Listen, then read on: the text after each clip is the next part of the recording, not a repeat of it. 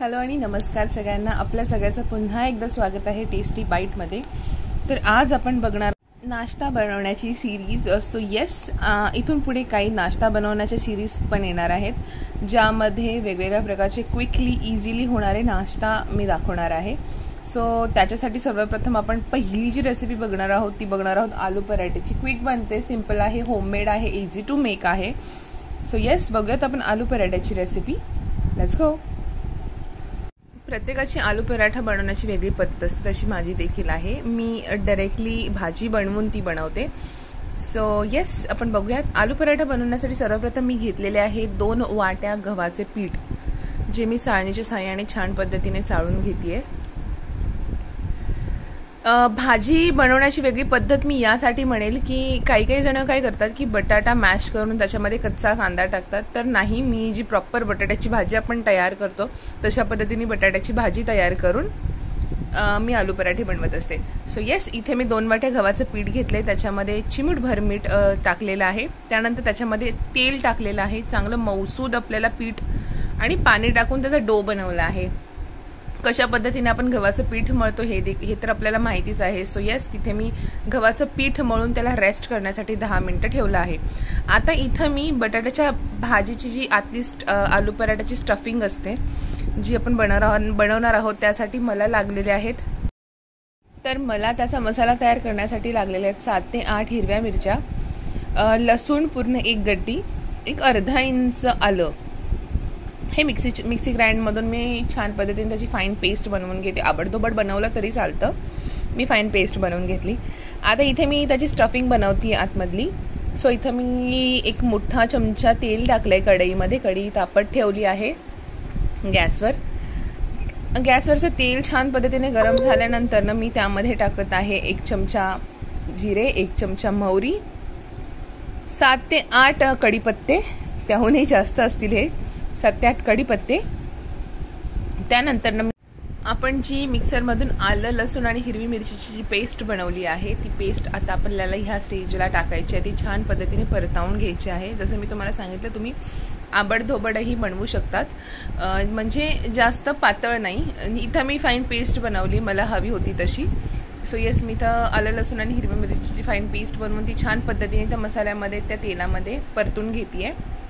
ती परतावून घेतल्यानंतर त्याला छान पद्धतीने तेल बाजूनी सुटल्यानंतर आपण त्यामध्ये टाकणार आहोत हळद, चिमूटभर हळद. मी छान पद्धतीने त्याच्या झाकणाचं सुद्धा काढून घेते, कारण त्याला पूर्ण मसाला लागला होता.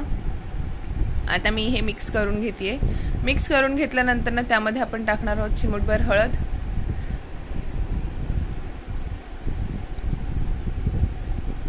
त्यानंतर त्याच्यामध्ये जाणार आहे थोडीशी धणा जिरा पावडर फॉर द टेस्ट.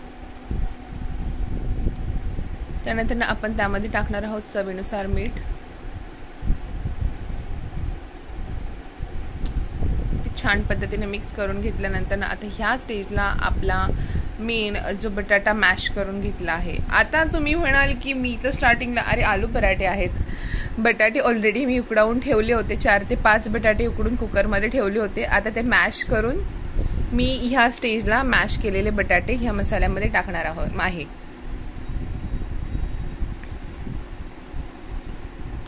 त्यावर थोडीशी कोथिंबीर. अशा पद्धतीने आलू पराठ्याची आतली स्टफिंग आपली रेडी आहे. सो एका बाजूला मी गॅसवर तवा देखील तापत ठेवला आहे, बिकॉज आता आपल्याला आलू पराठे तयार करायला घ्यायचे. क्विक नाश्ता होऊन जातो, खूप क्विक बनून जातो. छान तुम्ही बघतात किती स्मूथ मळलं गेलंय पीठ, किती छान मऊसूद पीठ झालेलं. आपल्याला एवढाच स्मूथ डो हवा आहे, तेवढी ती छान आलू पराठे होतात. आलू पराठे आपण घी सोबत खाऊ शकतो, मक्खन सोबत खाऊ शकतो, दह्यासोबत खाऊ शकतो, टोमॅटो केचप सोबत खाऊ शकतो, ॲज पर युअर टेस्ट तसं तुम्ही खाऊ शकतात. आता इथे मी मस्तपैकी आलू पराठे लाटून घेते. त्यामध्ये आतमध्ये मी आलू पराठ्याची स्टफिंग घालते, जी आपण तयार केली आहे. ती खूप सिम्पल आहे, खूप इझी आहे. बॅचलर मुलांसाठी ही क्विक रेसिपी आहे. बॅचलर मुलं असतात त्यांनाही रोज नाश्त्याला काय बनवायचं विचार पडतो, गृहिणींना रोज विचार पडतो की आज काय वेगळं बनवायचं. तर आपण आलू पराठेही आपण क्विकमध्ये बनवू शकतो. अशा पद्धतीने छान त्याचं आतमध्ये स्टफिंग भरून आतमध्ये लॉक वरती लॉक करून टाकायचं. जसं आपण मोदकाचं सारण भरतो तसं भरून वरती मी ते लॉक करून टाकले. आता छान पद्धतीने त्याची एक लाटी लाटून घेतेय.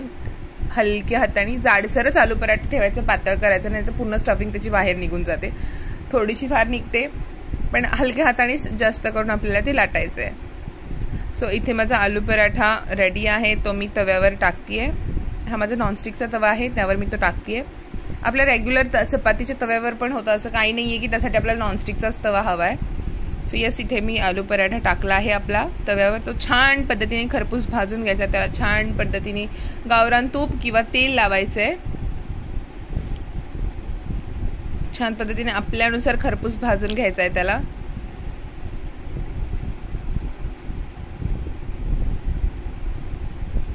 मी इथे ब्रशच्या साहाय्याने त्याला तेल लावून घेतेय. पलटी मारून पुन्हा एकदा मागच्या साईडने तेल लावून घेतेय. दोन्ही साईडने मी छान भाजून घेतेय त्याला. येस, इथे आपला आलू पराठा रेडी आहे. सर्व करतेय मी दह्यासोबत. मला दह्यासोबत आलू पराठे खूप आवडतात. सो येस, प्लीज अजूनही तुम्ही चॅनलला लाईक शेअर सबस्क्राईब नसेल केलं तर सर्वप्रथम जाऊन लाईक शेअर आणि सबस्क्राईब करा.